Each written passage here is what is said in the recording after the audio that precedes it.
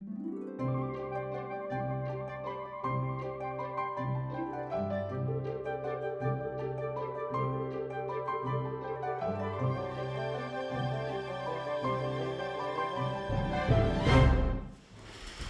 right, I would like to call the meeting of the Board of Selectmen to order. It is Tuesday, October 30th. 22nd. It is Tuesday, October 22nd, 2024. At 5:45, we're at the Great Hall. Unfortunately, our chairman, John Bruno, is under the weather. He's going to be joining us via Zoom a little bit later. But we are going to start by going into a quick open meeting here. Hold on, what do we got We here? have to open the meeting. Yeah. So you'll vote to open the meeting. Yeah. And then there'll be a motion to go into executive session. All right, here we go. Sorry. We're going to go to open meeting and go into executive session pursuant to Mass General Law, Chapter 30A, Section 21A. Board of Selectmen will enter into executive session in the Town Administrator's Office to discuss the following. Mass General Law, Chapter 30A, Section 21A, 3, to discuss strategy with respect to collective bargaining. If any open meeting may have a detrimental effect on the bargaining position of the public body, and the chair so declares. Teamsters JC 10 of New England. Also, the approval of Board of Selectmen meeting minutes from executive session, October 8th, 2024. And I will make that motion. Is there a second? Second. All those in favor? Aye. We're going to have to do a roll call just because executive session, you have to enter roll call. So you're an aye, I am an aye as well. We hope it'll take about 15 minutes, guys, and then we'll come back as soon as we can. Thank you. All right, it is 6:10. We're going to reopen the Board of Selectmen meeting for October 22nd. We're going to start with the Pledge of Allegiance. If you guys don't mind standing through the flag. I pledge allegiance to the flag of the United States of America and to the republic for which it stands, one nation, under God, indivisible, with liberty and justice for all. Thank you. All right, things are a little different this evening. Unfortunately, Mr. Bruno's a little under the weather, but he is joining us via Zoom. So thank you to the chair for coming to the meeting, but keeping his cooties at home. So I appreciate that. So I'm going to sit in the chair today. We also have, as you'll see, a member of the Finance Committee here. So this is a joint meeting with the Finance Committee. We're going to be kind of kicking off our budgeting season for the 26th calendar year. And that's kind of where we're starting off here. The kind of headlines, I guess you could say, is we're going to review and discuss the challenges and priorities for fiscal year 26. As you guys are aware, and a lot of us are, we are in for some challenges next year. And also, the town administrator has put together a budget memo that we will be reading, or at least kind of getting our take on if we think that's an accurate depiction of what challenges we're going to be facing in the coming years. Jim, do you want to open, since it's a joint, would you like to open your meeting? Thank you, sir. Yeah. So at this time, at 6:11, we will open the Finance Committee meeting as part of the joint meeting with the Board of Selectmen. All members of the committee are present physically for this discussion. Thanks, sir. All right, Cody, how did you envision this going here? You want us to start? You want them to start? What do you want to do? Well, I can start and go through some of the items here.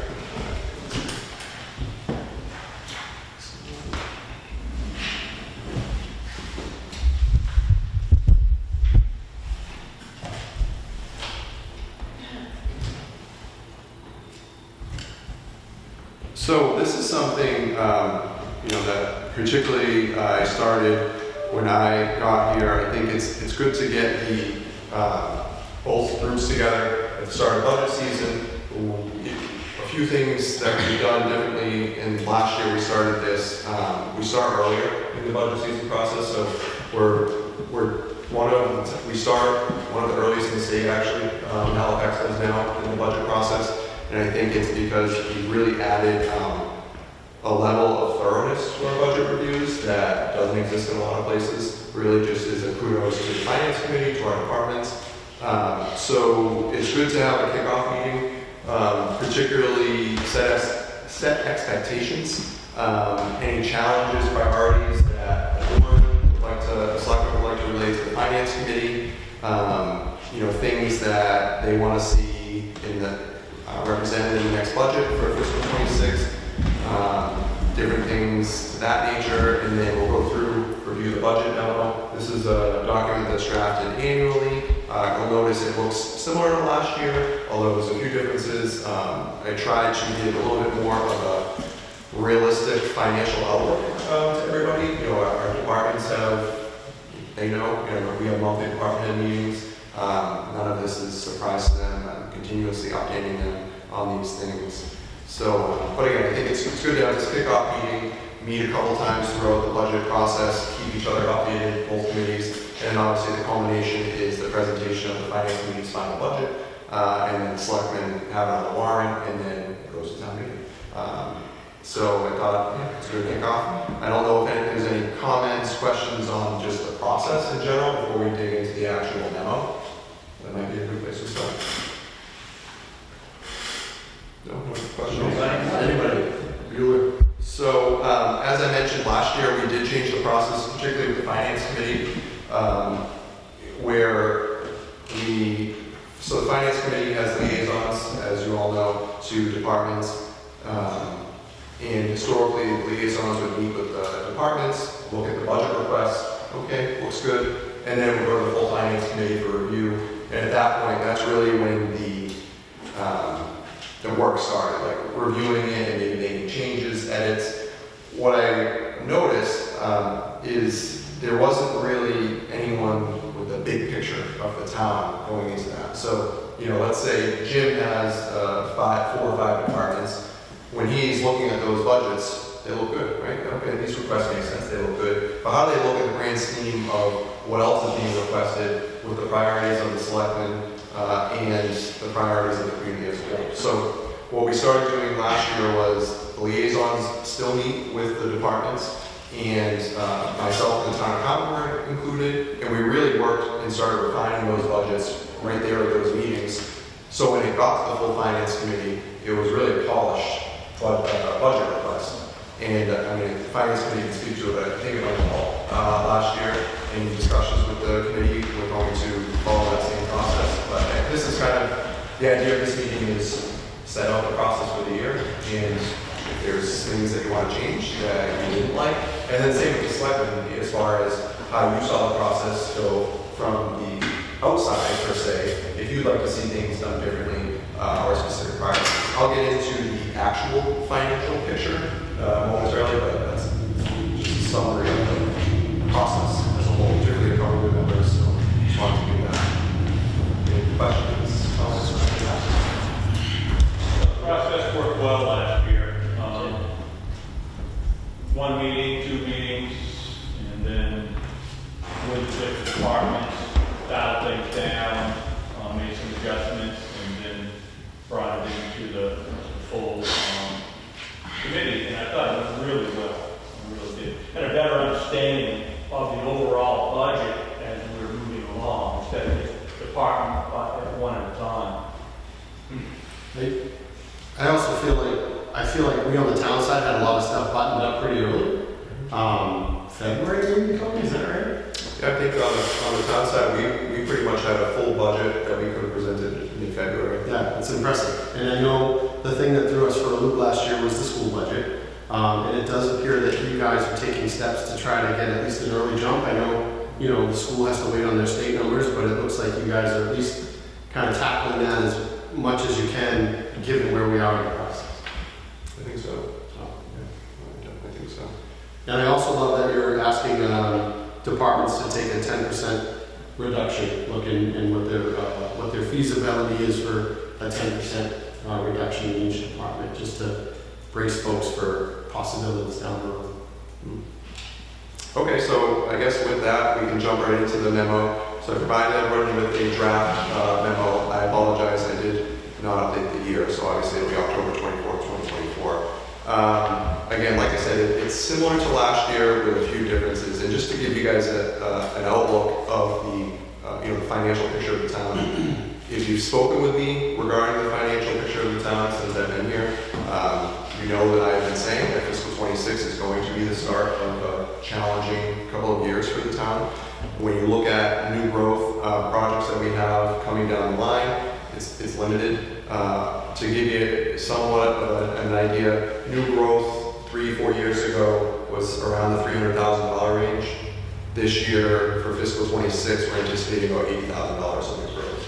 So that's a huge reduction when you're already talking a small, relatively small number for new growth. So where else does our revenue come from? New growth is basically additions to the tax levy. So renovations on homes, new homes, anything that wasn't taxable the year before is considered new growth. You have your 2.5% increase. So you take last year's tax levy, add 2.5% plus new growth. That's what you can tax for the next year.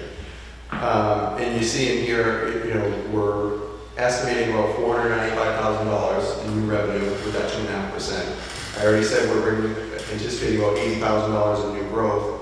And then local receipts are things like motor vehicle excise tax, marijuana revenue, meals tax, the permits that we get from building permits, things coming through our zoning planning. Those are all local receipts. And we're anticipating about $100,000 in new revenue there. So you add all that together, it's $675,000 in new revenue. That's 2.3% of last year's operating budget. That's not a lot, right? But we're talking small amount when you look at, we got our Plymouth County retirement assessment for fiscal 26 the other day. It's an 8% increase, right? From 1.9 million to over 2 million. That's something we can't change that. We have to fund that. Health insurance, we don't have actual numbers yet, but projections are somewhere in the 8 to 10% range of increase. Can't change that. We have to provide health insurance. So when you take into account a lot of these, what we consider fixed costs, it's going to leave very little revenue to increase our operating budgets, outside of fixed costs. So with that, like we did last year, we're going to ask all departments to provide a level service budget, which is basically submit to us what it's going to cost you to provide the same level of service that you are right now to the town. So contractual increases, other items that you have to increase in order to keep service levels the same. And then like we did last year, we're going to ask everyone to present a 10% cut in their budget. The difference this year is, I think last year was solely an exercise. Luckily, we didn't have to use too many of them. We implemented a few, but really not high-level service cuts. And departments did a nice job, but this year we're really going to be focusing on those more throughout the budget process, through the meetings with the finance committee liaisons and myself, making sure that are these 10% cuts the least impactful, right, to the town and to services, because that's what you want, right? If you have to make a cut, you want to cut it in a place that provides the least impact to service levels, and also are they feasible? So what we saw sometimes last year, or what we don't want to see, is a department says, I'm going to cut my expense budget by 10%, which means I can't fulfill my contractual landfill monitoring, which is required by Mass DEP. Well, you can't cut that, right? We have to have that. So making sure that the scenarios that departments are presenting are realistic. I think, with that, you can see fiscal 26 is going to be a challenge. Based on projections, we're facing a deficit, significant deficit, which means we will likely have to implement several of these cuts. A big question mark is the school department. We project what we think that'll come in at, but they know it best, and that's why hopefully they can get us projections early on to help us. The school is 55%, give or take, of our budget, so a big question mark there certainly slows down our process on our side. One of the reasons for the such a projected deficit this year is, you may recall, during last year's budget season, Silver Lake used one-time monies to fund their budget. So they used about $750,000 of, they call it excess and deficiency. It's basically free cash, what the town's free cash is. Their money that's put aside, excess revenue, ultimately. They did that because they are going to, with the amended regional agreement, they're going to get more what's called circuit breaker funds, which is a reimbursement from special education from the 3 school districts. from the three schools, Halifax, Clinton, and Kingston. What that means is they'll be okay because that revenue will be made up there. But that revenue is coming from the towns. So we're going to lose that revenue, which is going to create somewhat of a fiscal cliff for the towns because we are not going to see it balance out on the Silver Lake side because they already are accounting for it. If they weren't accounting for it, we hopefully would see it balance out. Let's say we lose, I'm throwing out just $100,000. That's just an arbitrary number. If we were going to lose $100,000 in that circuit breaker funds, that would then be rerouted to Silver Lake, and hopefully we would see an offset of some sorts. It might be a little bit different because now it's percentage based, but it would be an offset. We won't see that because they are making up for those one-time funds that they used last year, which means it's going to hit us solely at the local level. So if the school were to come in with an across-the-board 3% increase, it's actually going to be 3% plus whatever that lost revenue is, which is several $100,000 we're talking about. I don't have actual, I'm working with the school business manager to get that, but that's really partially or I'd say that one of the significant drivers of the budget this year is that is a number that we can't do anything about, right? We can't reduce the percentage increase. That's just a number that they're losing that revenue going to Silver Lake to fund the one-time monies that they used last year. On top of that, Halifax Elementary School last year also used approximately $50,000 of school use building utilization funds. So basically, you rent out the gym, you pay a fee. There was $50,000 built up. They supplemented their budget with those one-time funds. So between those two areas, we need to make up those one-time fund increases this year on top of whatever increase they come in with. So that's really driving the budget this year, and that's really where we're going to have to look to make cuts, paired with just slow revenue growth. It's a serious issue. We're not in it alone. I'm in a chain with several of my counterparts in other communities, and almost all of them are looking at the same situation we're in with presenting a potential operational override either this year or fiscal 27. So it's certainly not something that's unique to Halifax.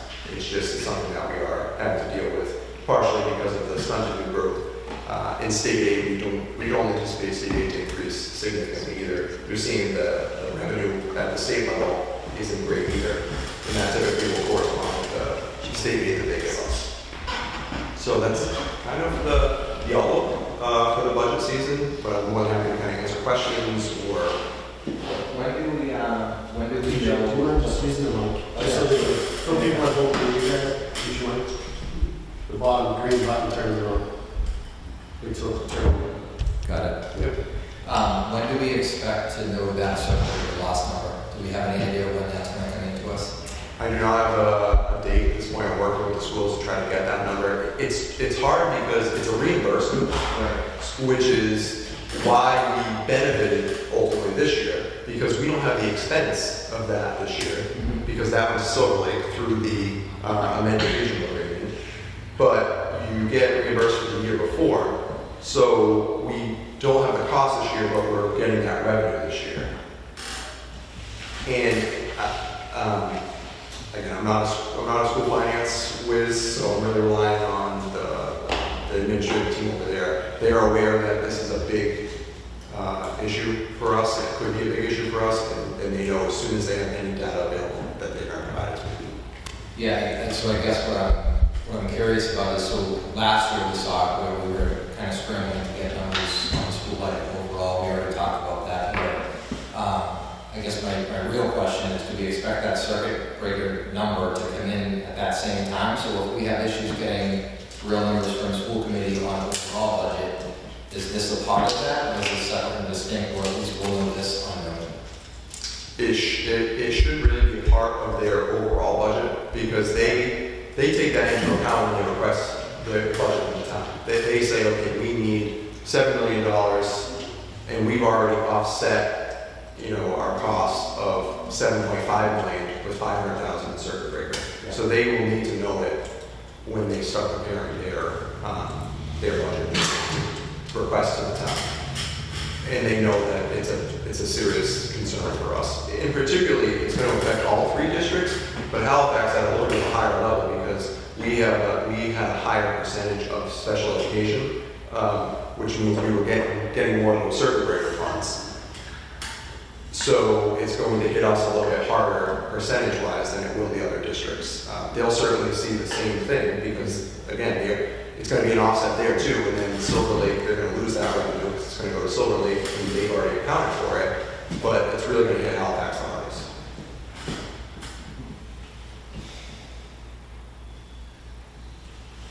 Any other questions or comments, guys? The budget memo, anything like clarified, changed?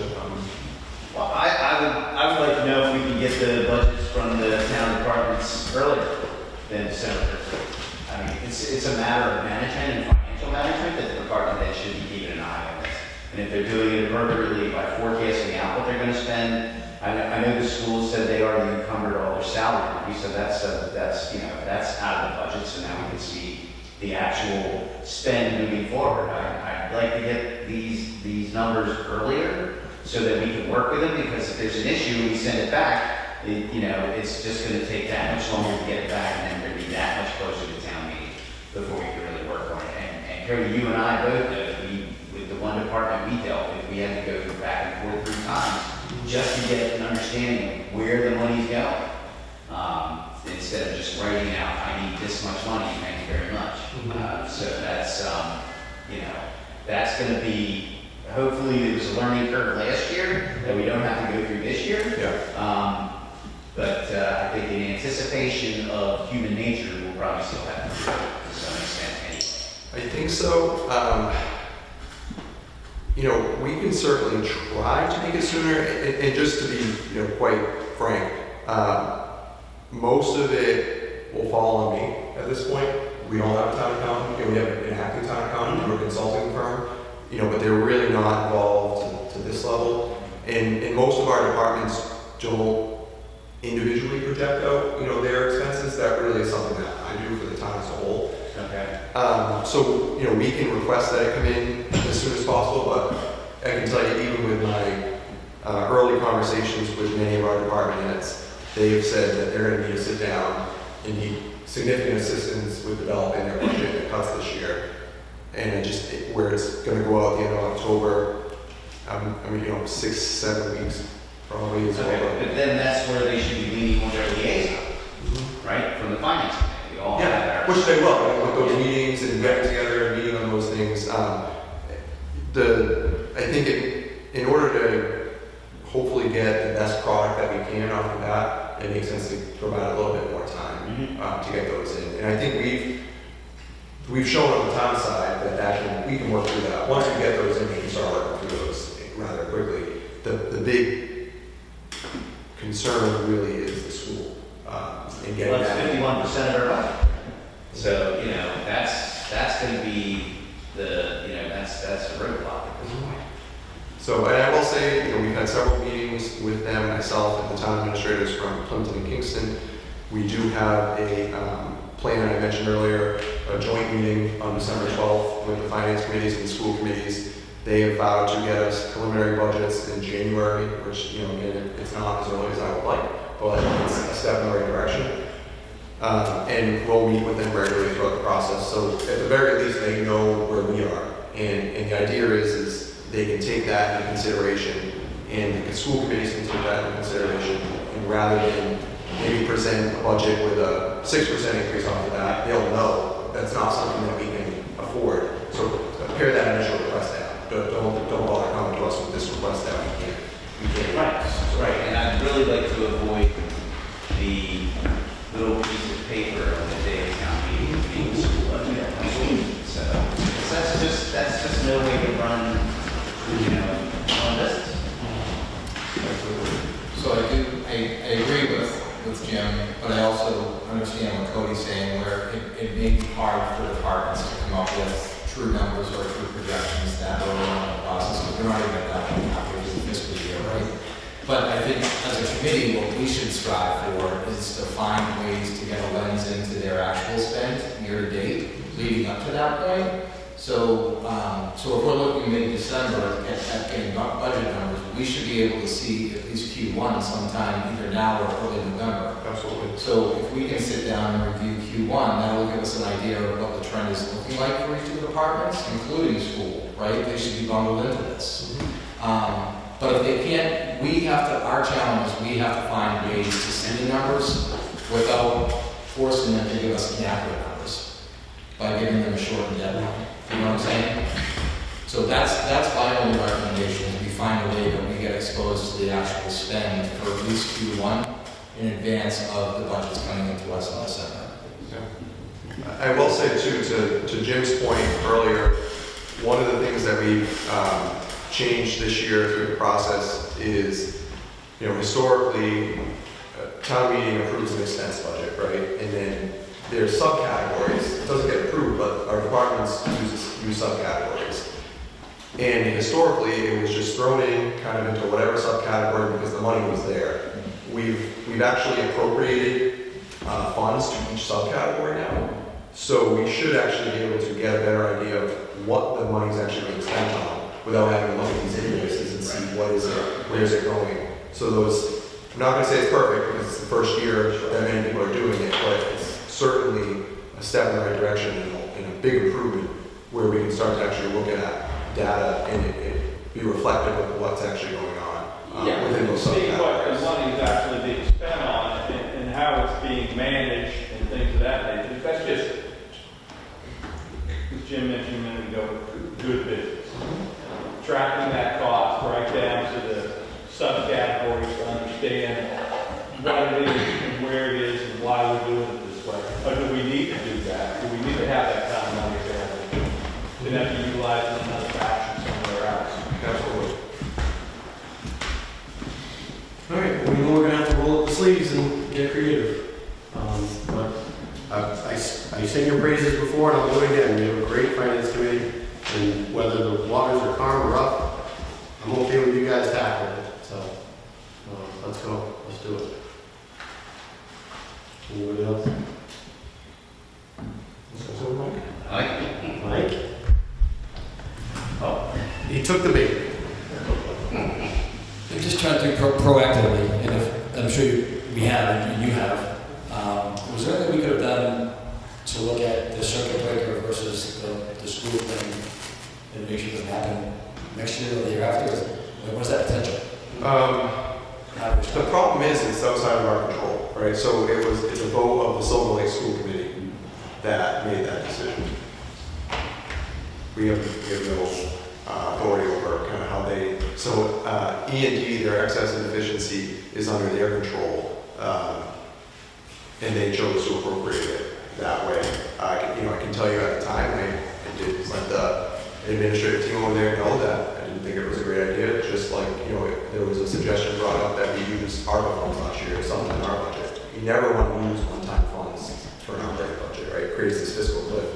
So on the town side and school side, I will always advise against that. The tough decisions will unfortunately sometimes have to be made, but if not, you're just creating a bigger issue right the next year. So they know where the town stood on it. But from Silver Lake's point of view, they had a fix right this next year because they had that additional revenue coming in. Unfortunately, it's just going to be at the expense of the towns. So it's not a great answer, but I guess anything that were presented in that fashion that the town has control over, you would know about, and I would always advise you against it because it's just not a good financial decision. All right. Anything else, guys? Speak now for a roll of peace. Or at least until the next meeting. At least till the next So we'll need, or John, do you have anything? John,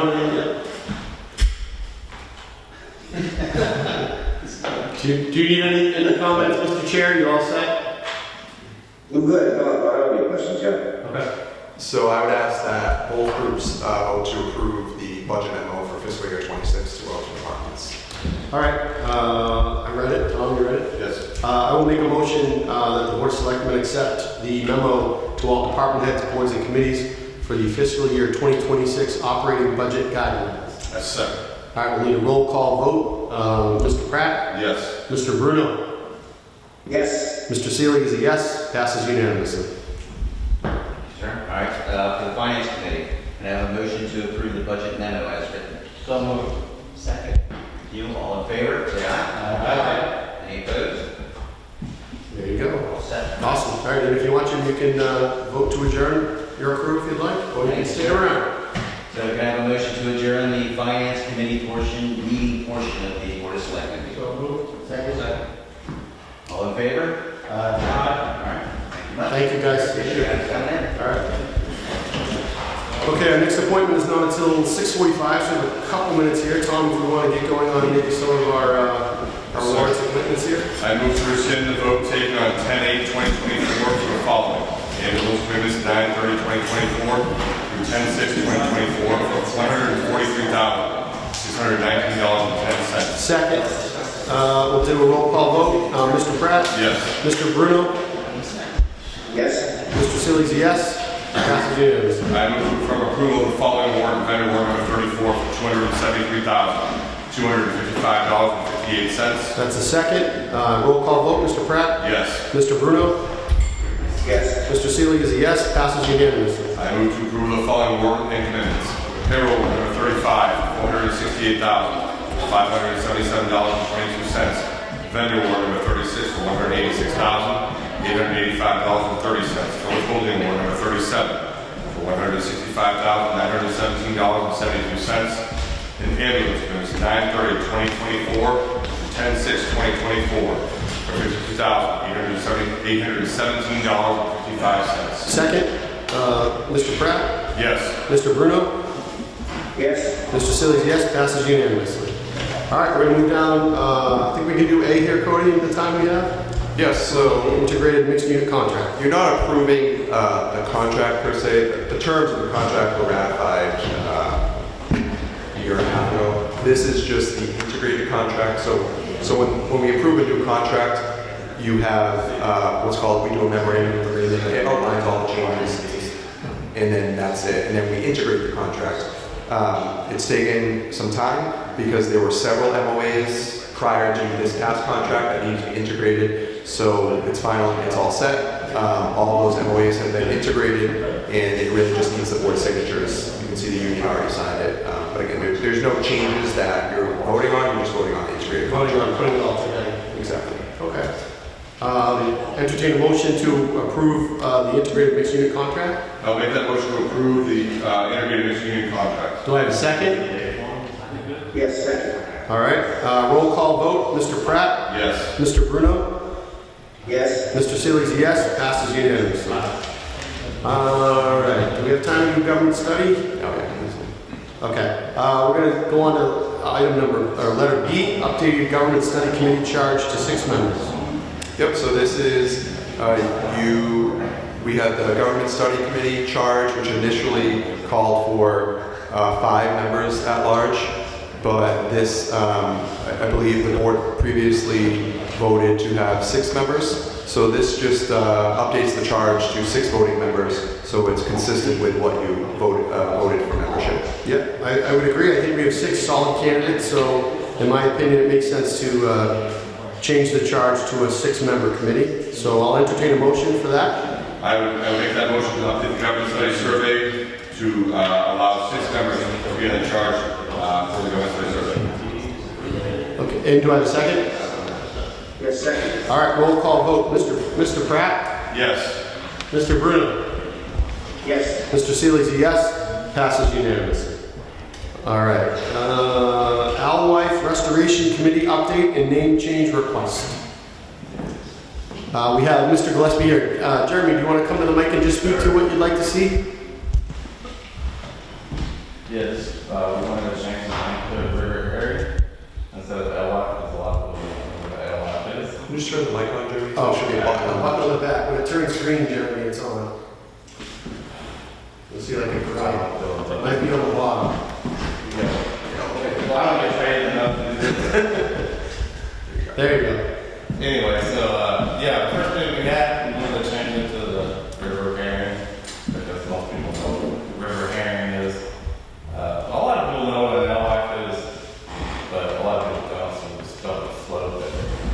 I agree. I thought Alewife was like an MBTA stop. I'm pretty sure there's an Well, Alewife it's stop. actually named after the old barmaid. Okay, Healthy barmaid. I like that. The name came from. Most of the fish that will hopefully be up here will be alewives and not blueback herring, but still I like the term river herring. I agree. So that's all. I agree. And, for the update, like basically, we've had 2 meetings. We're gonna meet Brad down at Burridge, probably around the 15th or 16th of November during the day. Look at some things for some issues. There's a huge tree that just fell in front of the fish ladder. It's done like a dam. It's gonna have to be removed, and with like a pretty good sized beaver dam, 100 yards away from Stumper Dam, that is gonna either need to be removed or it's gonna have to have piping put through it, like the company that does that. That's up to the state on how they want to do that, but it is, I was there this weekend, a 4-foot elevation drop above that beaver dam, and I think it's also a flood hazard. Because when the rain comes back, and actually I talked to Aaron Dustin, who's the landscape bird, they have a beaver dam, it's break up and flow into the Stumper Dam and cause some problems. And this was literally 100 yards up from it, and it's gotten bigger. So I think something is happening there. Otherwise, it could be a hazard. When this committee was hatched, how do you think your progress has been?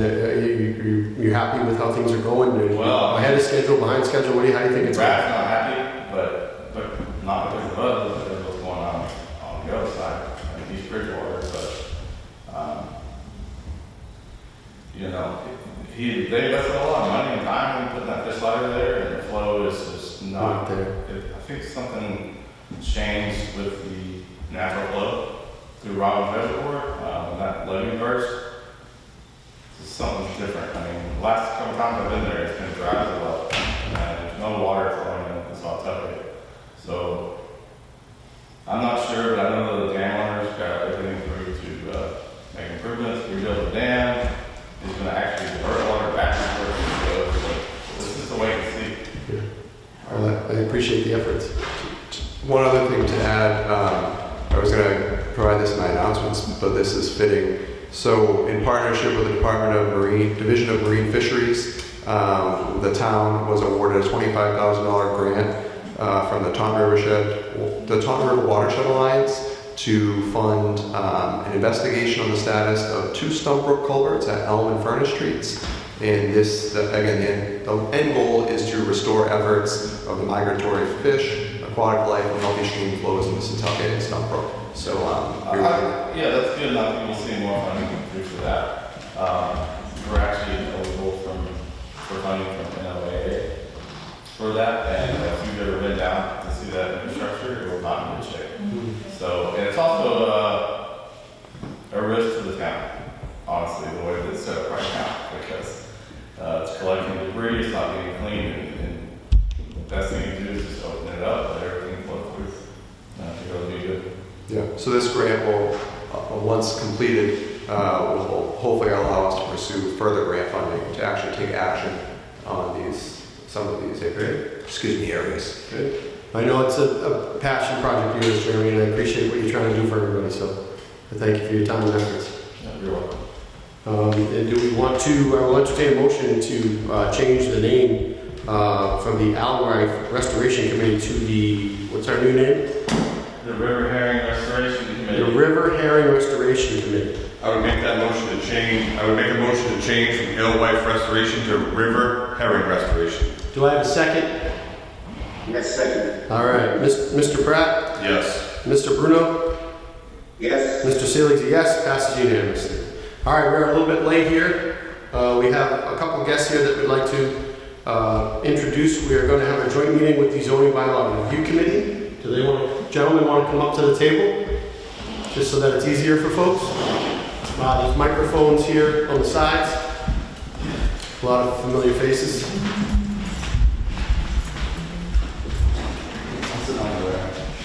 And the 2 agenda items for our meeting here, okay, is we're going to discuss the timeline for proposed zoning amendments and feedback from the MBTA zoning public forum.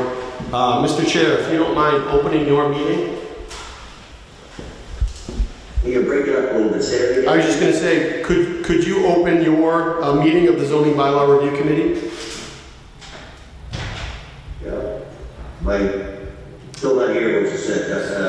It's a big echo in that room, so maybe if you get closer to the mic for me. If you can open the meeting, John, the zoning bylaw review committee. Oh, I'm sorry. Yes. So I'll move that we open the zoning bylaw review committee meeting. Sorry about that. All right. Do we have a second? We have a motion from the group there from the meeting. Yeah, there's a second. All those in favor say aye. Aye.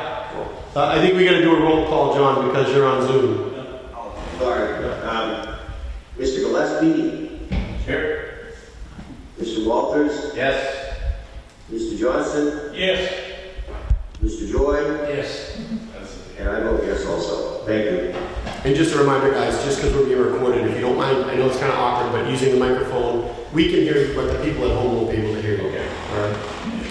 So I can kind of kick things off. And we also have Attorney Huxham here with us, who has served with the zoning bylaw review committee. So this first item, timeline for proposed zoning amendments. So initially, the plan was to present all the zoning amendments at the special town meeting in December. That included the MBTA zoning changes, as well as all the other work that the committee has worked on. In speaking with Mr. Bruno, we think zoning is diverse, right? There's a lot to it. It's not simple to understand. The goal of the committee was to simplify things, but what we don't want to do is bring all these things to town meeting and create confusion with the regular zoning bylaw changes. So it's ultimately the Board of Selectmen's decision, but what John and I spoke about was just bringing the MBTA zoning changes to this special town meeting, and then bringing the other zoning changes to the annual town meeting in the spring. So big discussion here, everything. John, feel free to jump in, but I think that's really the idea of the first item. No, I'm just making sure I heard you correctly, Cody. You're talking about just what we talked about, just put the MBTA article on the town meeting, not the rest of the zoning, right? Yes.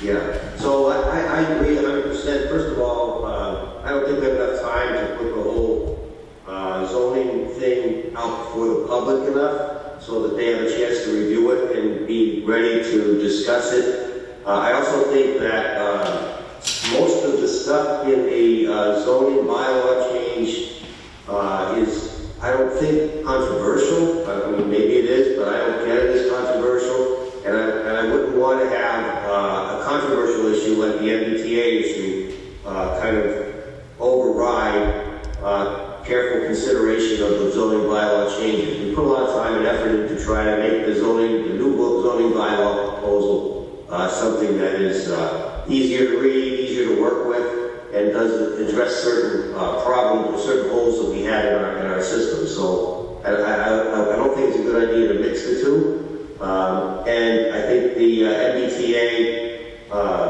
one, as we've seen, it causes enough confusion and consternation that we may as well just deal with that. If it passes, that's good, and then it just gets incorporated into the zoning bylaw when we do it next spring.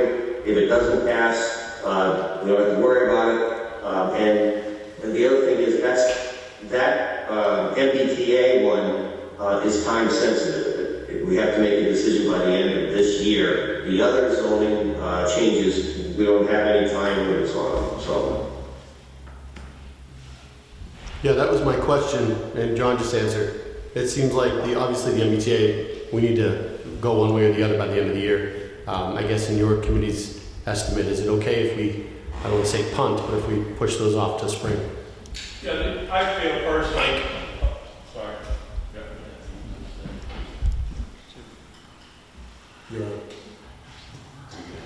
I feel personally they should be separated based on most of what John said. Complications with understanding 3A versus the other articles of zoning that we made some minor changes to and some major changes to. And it's going to take time for people to understand all those changes because there are quite a few within the base of the zoning bylaws. So I'm in agreement with John that we should separate the two out and just put the MBTA 3A on the special town meeting. Anybody else have any feedback?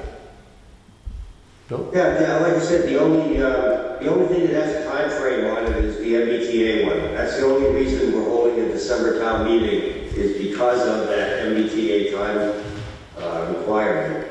The other one certainly really should be at an annual anyway, not at a special, because it does, it does involve a relatively important policy change for the town, which should be taken up at the annual, not a special town meeting anyway, in my view. So.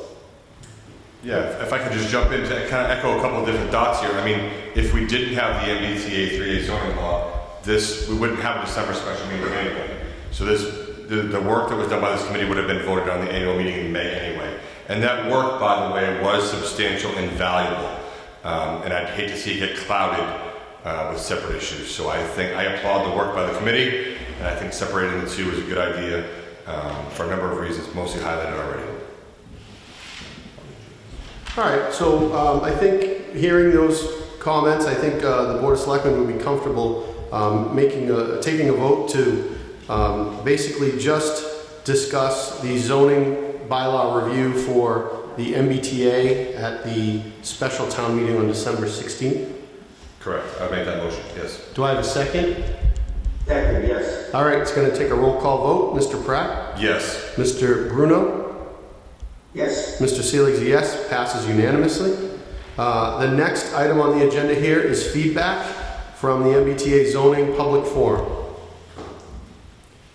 Okay, so I've been thinking about this since that Thursday. I think it's unfortunate that we can't seem to get a calm, measured discussion going on this MBTA because the emotions run so high on it. I also think, though, that we've done everything we can to be as transparent and open as far as what the issue is and how we propose to deal with it. So I think we've done our job in terms of getting the information out to the public. So part of what we were doing at the public hearing, good part of it really, was not only to put the information out, but also to get feedback. So we got a lot of feedback on people that just don't like the idea, I get that. But we also got some feedback on things that we could make some adjustments to the bylaw that I think will at least acknowledge some of the complaints. And those two things I'm recommending. And I think Cody has already sent a draft around, but I'm recommending that we take out the provisions that put in affordable housing, the 40B requirements for any new building, and also the mixed commercial use part of it. I think they were both really good ideas. We're going to have more building. We should address our 40B problem. We should take that out of this because it's already a hot enough topic. And that just seems to really excite some of the concerns of the state deciding to send too many people down here, something like that, whatever it is. As far as the commercial, mixed commercial development, personally think it's not a bad idea. I don't think I think it's a thing that could be very nice, a very useful development tool. But again, given the context that we're working in, I don't think we need to. I don't think we should add anything more than trying to get really the bare minimum of what we're being asked to do by the state. So I would recommend that we take those two provisions out of the bylaw altogether. That leaves us with the zone as proposed, which is the Twin Lakes area and the garden property, and also the requirements of what has to be built, what can be built in that area rather, which are pretty much matched to what's there. It's, 2.5 stories, a certain number of square footage, all that kind of stuff. So it looks like you can build the same type of property, assuming somebody wants to build there in the first place, and that's a whole different issue. But all we're doing is trying to put the zone in place. So those are the two recommendations I think I would make on that. And then the third thing I was thinking about is I think as far as presentation at the special town meeting, I don't think it's necessary, and in fact, I think it might even be a little too, I don't know, disruptive, the right word, here to go and have the OCPC do their presentation again. I don't know that the slides would help us in this. I think we can present to town meeting really the concept in about 2 paragraphs and say, look, this is the working situation that we have. The state requires this. The state requires that we make a vote by the end of the year. This is the proposal that the committee has come up with. The committee has come up with, and then that is to zone this one particular piece of property and here are the bylaw pieces. I don't think anybody that hasn't already made up their mind is going to be looking for too much more information than that anyway. And if they are, we can have the OCPC there, people, if necessary, with the slides if we want to show them. But I don't think it's helpful at this point. So those are my recommendations. I don't know what the group thinks about it. Does the bylaw committee have any feedback or want to talk about what John brought up? Just a quick comment. So I agree that the 40B aspect should be removed, as these issues that seem to be continually conflated whenever you talk to somebody. I absolutely agree with that. However, I don't necessarily believe that the option for mixed use should be taken out, as we just talked in the budget piece that we had like no new growth here or very little. We are now going to take that out and remove that, giving someone or anybody an opportunity to create a new business or bring new business into the town. So 3A, absolutely agree. The mixed use, I think, should remain as an option. It doesn't mean it's going to happen, but I think it should be there for someone to, if they want to open a coffee shop, or if they want to open, a secondhand store or whatever on the first floor, that should remain to give the town a better chance at opening new business. That's my opinion. Anyone else? Anybody else? Again, I agree with the 40B to take that out. That seems to be very confusing. I still get to the point where I don't think there's going to be a large development area. I just don't see what's going to happen. So even by having a spot for maybe a coffee shop, that's probably all it's going to be, is a coffee shop. I don't see any big development there for the mixed use. Whether it stays in or comes out, I don't think it's a big deal, because I don't think there's going to be that much of an opportunity for it.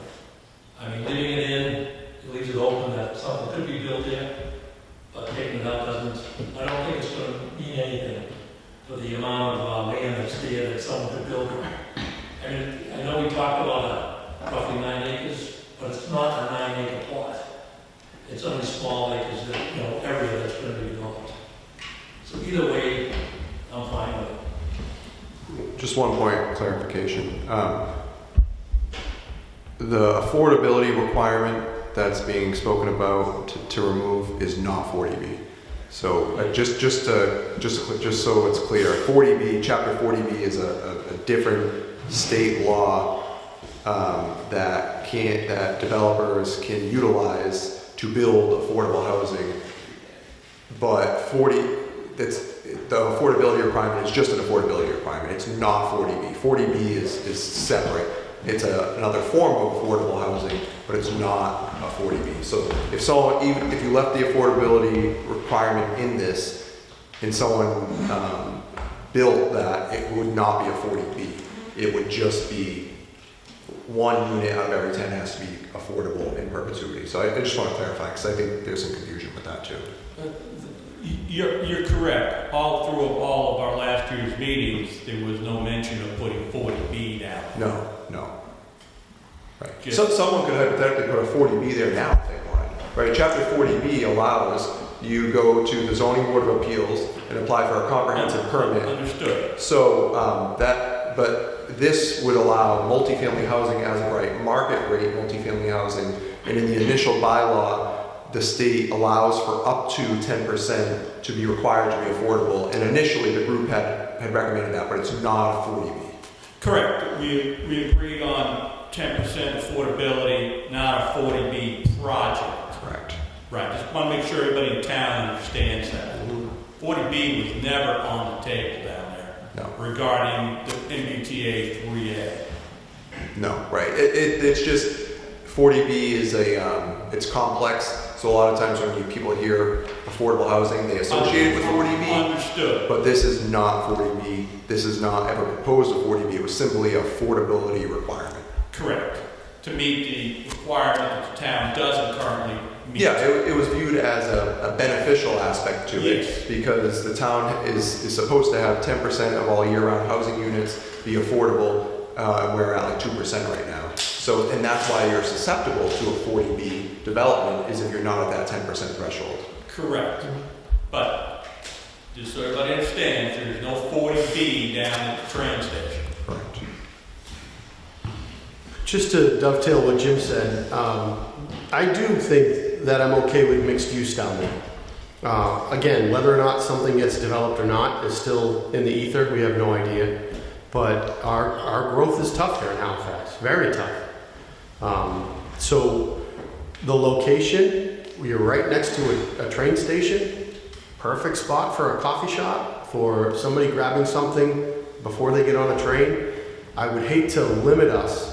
Again, if anything's built at all, right? But if something did manage to get built, I would hate to short sight that by eliminating that mixed use potential. Because if we do have a business in town, we want them to be successful, right? A successful business is a good thing for the town. So I would be totally fine with leaving the mixed use there. And if we were looking at taking out the affordability aspect, I'd be fine removing that as well. Just to Yeah, so I started all this, and I'm just thinking of ways that address the comments that I heard, and I heard a lot of them. I think this fixed commercial thing is really a great tool. It really is. Like you say, it gives us opportunities to do things that would really look nice in certain areas. So I personally don't care if the group thinks we should keep it in. I'm happy to keep it in. I do think the 40B ones would probably go out, because I think that just inflames It's not 40B, John. If I could just jump in, I mean, unless I'm reading this wrong, this all has to do with the December 16th vote. None of this matters. All this is all superfluous if this is not voted in a town meeting, correct? Correct. So, I mean, I would be in favor of removing the affordability aspect of things. And I'm with actually Mr. Joy over here. I don't care one way or the other about mixed use. I can see the benefits that Jonathan is highlighting. I don't think it makes a heck of a lot of difference either way. I think, neither here nor there. I think December 16th will stand on its own. So I think that it's, important to get this right so it's on the ballot correctly, on the warrant correctly. And I think mixed use, if agreeable by the committees, or the committee is better, is one thing. But I don't think it's a deal breaker. I don't think this is going to sell the project. That's where I am. All right, John, is it protocol for your committee to take a vote first, or jump right to the selectmen? I guess we're the ones making the advice, so. Although, ultimately, we don't really have any authority here. It's up to the Board of Selectmen to decide what goes. So, this committee is an advisory committee, so that's why, so we can, unless the group wants to take a vote on it, good, or we could just leave it up to the board, so. I think we need to, just like in our normal zoning bylaw meeting, discuss it and you say yay or nay. In this particular instance, we're talking about two things, so we need to say yay or nay before it goes to a vote by the selectmen. Okay. And if it gets that far and presented to the Board of Selectmen, what exactly are we voting on? To remove the affordability and or removing the mixed unit concept of this on the particular warrant for December 16th? Correct. Yes, and you will need to make a decision tonight as the Board of Selectmen, because That's fine. the planning board is planning to have the public hearing on November 7th, that Thursday in November. So their recommendation could be leave as is, take out affordability and or mixed use, or present as is to the board. Correct? Thank you. Thank you. All right. So what's the zoning bylaws committee reviews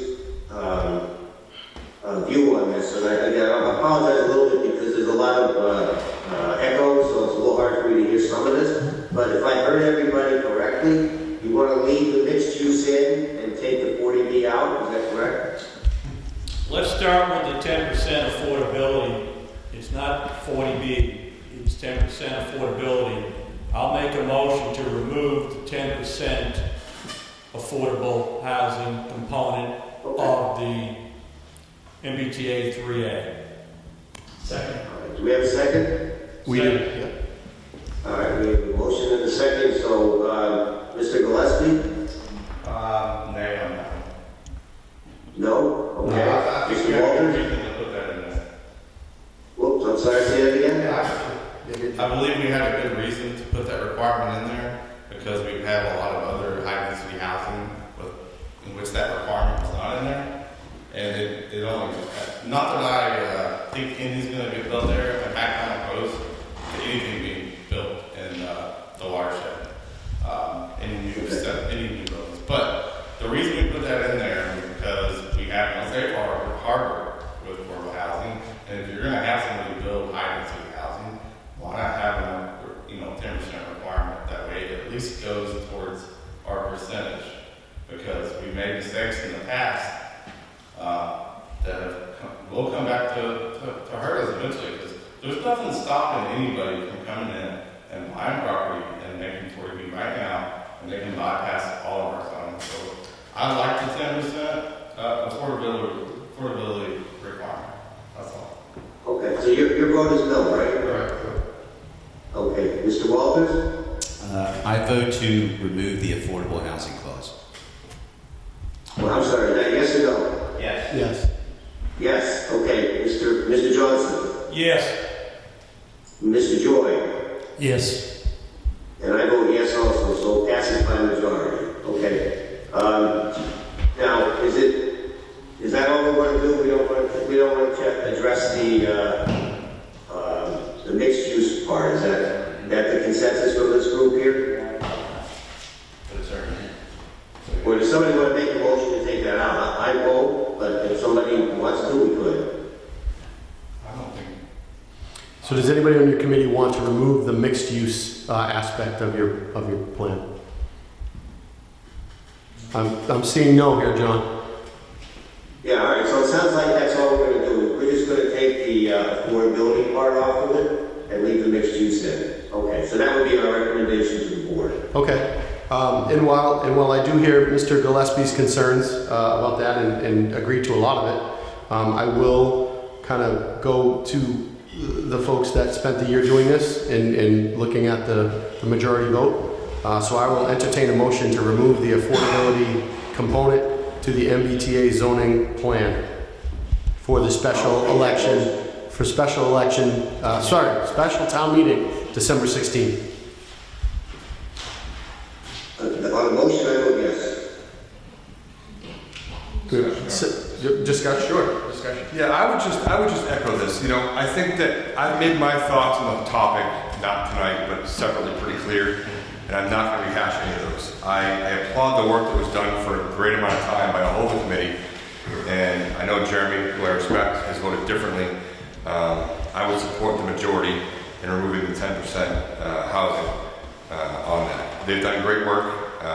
It's valuable work, and it's something that will come to vote on December 16th.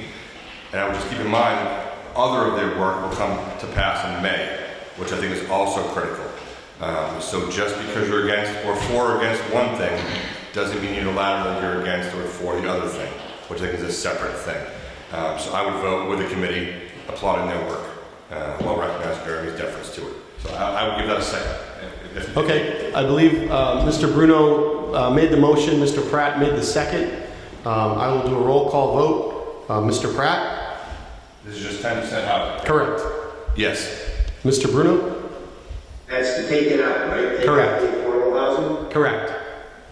Yes, if I vote yes. Yep, and I will vote yes as well. The motion passes unanimously. And then I would just ask that you vote to send the revised bylaw as voted to the planning board. I would make that motion to send the revised bylaw to the planning board. And That's the second. Mr. Bruno seconds. We need a roll call vote. Mr. Pratt? Yes. Mr. Bruno? Yes. Mr. Selig's a yes. That passes unanimously. All right, I believe we are done with our zoning bylaw review committee meeting. If you want to vote to adjourn, Mr. Bruno, that meeting? We have nothing more to talk about, and I would make a motion to adjourn the zoning bylaw review committee. Second. All right, Mr. Gillespie?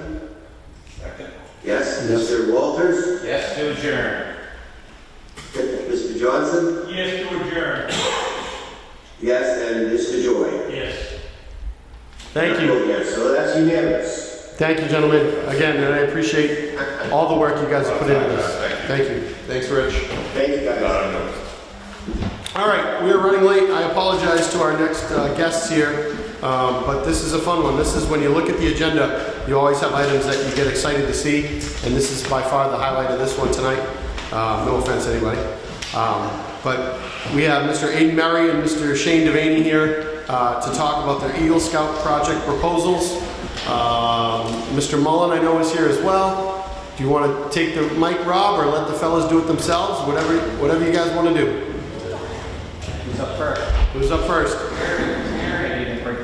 So for those that don't know, the Eagle Scout projects are all over town. Right to the mic, right there. Oh, do you have stuff for us? Sure, come on up. So there are countless Eagle Scout projects all throughout Halifax. It's a fantastic program. It's added to the beauty of our town. It's added to the uniqueness of our town. And these folks here are going to be doing their project as part of their Eagle Scout, ascension. So Aiden, I've had the pleasure of knowing since he was 5 years old. Outstanding young man. You'd be proud to have him as your own. Aiden, break it down for us. What are we looking at here? I'd like to have my Eagle Scout project. Right up to the mic, Aiden. Real close. Is the mic on? Yeah, it's on. You just gotta put your mouth right next to it. I'd like to replace the police station sign with a new updated version. I believe that an updated sign will make the police station look better and also support our town's law enforcement. My plan is to use donations from local companies and fundraisers to pay for the new sign. The sign will be made from durable materials that can withstand the elements and will be held up by 2 granite pillars that will last longer and look better than the current sign. I'll also be redoing the flower bed and replacing the letters so the sign can be seen at all times. Excellent. Do you have any sort of timeline, Aiden, when you think you're gonna start? How long you think it's gonna take? Once I get, I have until February 21st. Okay. My birthday. Okay. I should be starting as soon as I can. Where are you now? Are you in the fundraising part of it now? Yes, I'm in the meetings. Okay, so this is your chance for a nice plug here. So if anyone would like to help Aiden with his Halifax Police Eagle Scout project, feel free to reach out and help Aiden for the fundraising, right? It's your chance to sell it to the community. There you go. Awesome. All right. I don't have any questions. Does any of the board have any questions for Aiden's proposal? No, I would just applaud your work and wish you well in your future ascension to the Eagle Scout. It's valuable work and well done. All right. Mr. Bruno, anything for Aiden? No questions, no? No? Awesome. Okay. Can I entertain a motion? Sure. I'll entertain a motion to approve the Eagle Scout project by Aiden Steverman for Troop 39. I second. All right. We need to do a roll call vote. Mr. Pratt? Yes. Mr. Bruno? Yes. Mr. Selig's a yes. It is unanimous. Good luck, Aiden. I appreciate it. Thank you. Thanks for your help. All right, Mr. Devaney, you are up. Again, I've known this guy since he was a young tyke. Great kid. Proud of the work he's doing. What do we got here?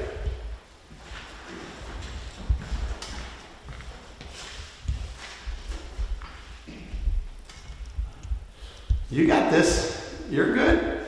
I would like to replace the existing house playground community benches that are in the shade behind the playground. Right now, they're wooden benches that are falling into the ground, falling apart, but I'd like to replace them with plastic Trex boards along 6x6 posts, just where they already are, where the existing ones are. Okay. And I guess the same question I had for Aiden. How are you planning on? Are you planning on fundraising? Do you have any sort of timeline? Are you the same deadline? I'm much sooner, but I'm also on the fundraising part. Okay. So if anybody would like to help Shane out, by all means help him out. I will argue that these 3 benches might be the most prime spots in town. They really are beautiful. They're under the trees. You have a beautiful view down the soccer field. You have families sitting there. I've seen countless people sitting there having their lunches. You're right next to the Hops playground. And I know at least one of them is pretty rough. I think it's, borderline unusable. So I commend you for this. And again, I think Trex is the way to go. I think that's smart. So it'll last. We don't have to come back in 5 years and do it again. So any questions on the board for Shane's project? No, I would just add that I am down there every Saturday coaching soccer, watching my kids, going back to the playground. These are well used, well worn, and this is a project well worth doing. So I applaud you for the idea. It will be well received, and good luck. Best of luck. Awesome. All right, I will entertain a motion to approve Shane Devaney's Eagle Scout project for new playground shaded benches. I second that. All right, I need a roll call vote. Let's go Mr. Pratt. Yes. Mr. Bruno. Yes. Mr. Seelig is a yes. It passes unanimously. Shane, good luck to you. Thank you for your work. Best Thanks, of luck guys. to both of you. Thanks, scouts. See you. Thank you. Thanks for being patient tonight. All right, next up, we'll go to item D, which is to accept a $10,000 donation from McDonald Industries Incorporated for holidays in Halifax. Just need to move to accept the donation. Okay, they made a similar donation last year. This will be used to help fund fireworks once again for our annual Holidays in Halifax celebration. It's always the hit of the year, and we'd like to thank McDonald Industries for their generous donation and to officially recognize them for their efforts. Yes, I would echo those sentiments. Thank you to McDonald Industries, and I would second that motion to accept the donation on our behalf. Okay, so we'll do a roll call vote to accept. Mr. Pratt? Yes. Mr. Bruno? Yes. And Mr. Seelig is a yes. And just so that everyone can set their calendars, Holidays in Halifax this year, as it always is, the second Saturday in December. This year it's very late. It is December 14th. So mark your calendars, always one of the highlights in Halifax every year. All right, moving on to E, we have the November meeting schedule. Yes, so we are scheduled to meet on Election Day as of right now. It's never a great idea to meet on Election Day. It's not against the law per se, but the state frowns against it. But I do think it's pertinent that we try to have a meeting that week. So if possible, I don't know if everyone's available that Wednesday, the 6th. The 7th is the public hearing for the MBTA zoning changes. You could do the 4th, the Finance Committee meeting is that night. But so it's up to you guys. I'd say either the 4th or the 6th, whatever works. What was the 7th? Public hearing with the planning board? Yes, for the MBTA zoning. With the planning board. Correct. I'm okay with the 6th. Chairman Bruno, are you available the 6th? Excuse me, I didn't quite hear everything he said because he's too far from the mic. Just, what was it? So we're scheduled to meet on Election Day, which is November 5th. Probably not a good idea. So we're looking to swap dates. Instead of meeting Tuesday, November 5th, we would meet Wednesday, November 6th, probably around the same time. Wanted to know of your availability. Oh, sure. Just switch it to Wednesday. That's fine. Yes. Okay. All right. I guess I'll enter, do we need to make a motion or that? No, as long as you all agree. Okay. 6th. We're good. All right, so let it be known, we will be meeting on the 6th instead of the 5th, in conjunction with election day. 6 p.m. 6 p.m. start time. Be there or be square. All right, we're moving on to letter F, which is the signature authority form, and this essentially gives alternate authority to a member for payroll purposes in case a department head is not available. So I believe we've received 2, Cody.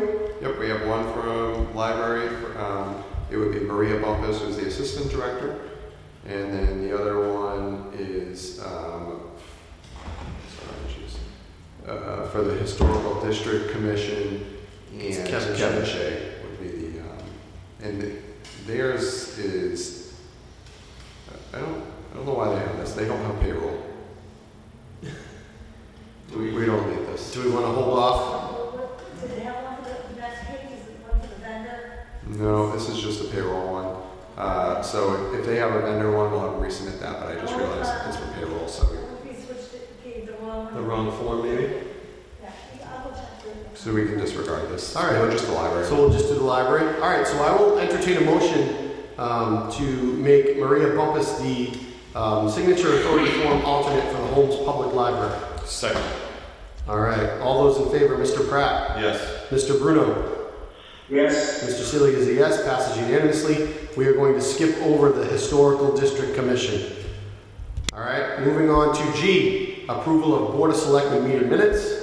I'll entertain a motion to approve the regular session for September 10th, 2024, regular session September 24th, 2024, and regular session October 8th, 2024. I second. All right, roll call vote. Mr. Pratt, Yes. Mr. Bruno, Yes. Mr. Seelig is a yes, passes unanimously.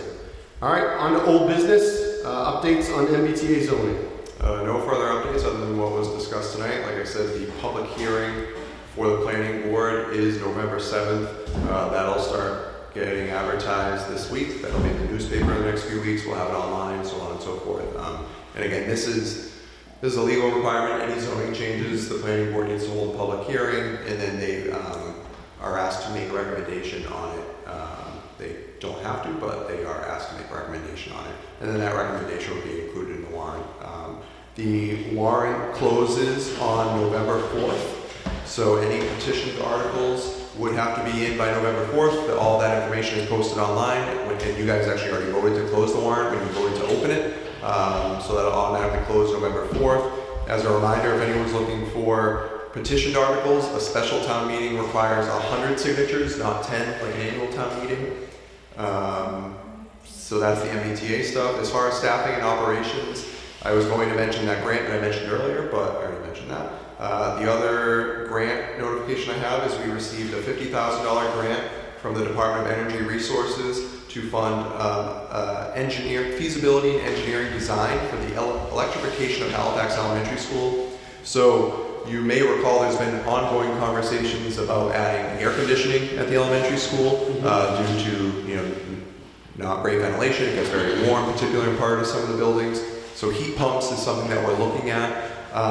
In order to be eligible for further grant funding and incentives from our utility provider, you need to complete this basically engineering design. So it evaluates loads, make sure that the building can handle it, what upgrades would be needed, investigate what the best option is.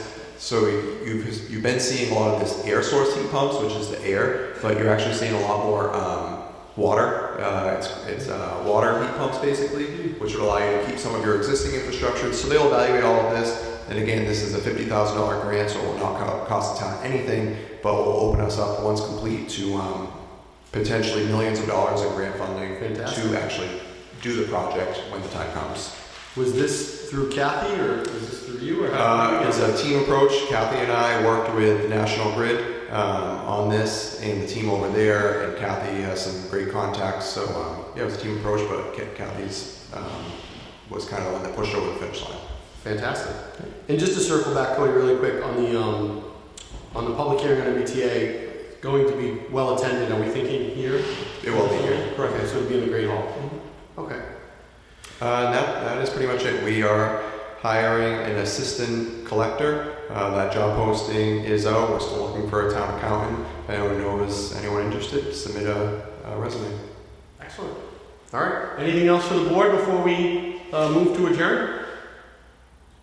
All right. Seeing nothing, I'll entertain a motion to adjourn the meeting. I second that motion. Okay. We'll do a roll call vote. Mr. Pratt. Yes. Mr. Bruno. Yes. Mr. Seeley's yes. It is unanimous. Thank you very much, everybody. Thanks, John. Thanks for coming, John. Feel better. Good night.